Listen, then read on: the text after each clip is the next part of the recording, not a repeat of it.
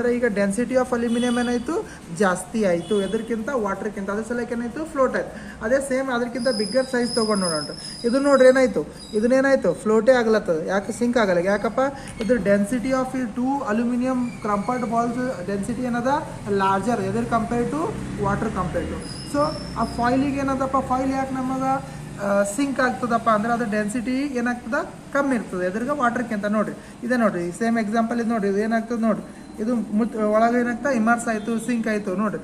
ಅದೇ ರೀತಿಯಾಗಿ ಇದ್ರದ್ದು ಏನಾಗದಪ್ಪ ಅಂತಂದ್ರೆ ಅಲ್ಯೂಮಿನಿಯಂ ಬಾಲ್ಸ್ಗಳು ಏನಾಗ್ಲತ್ತವ ಫ್ಲೋಟ್ ಆಗ್ಲತ್ತವ.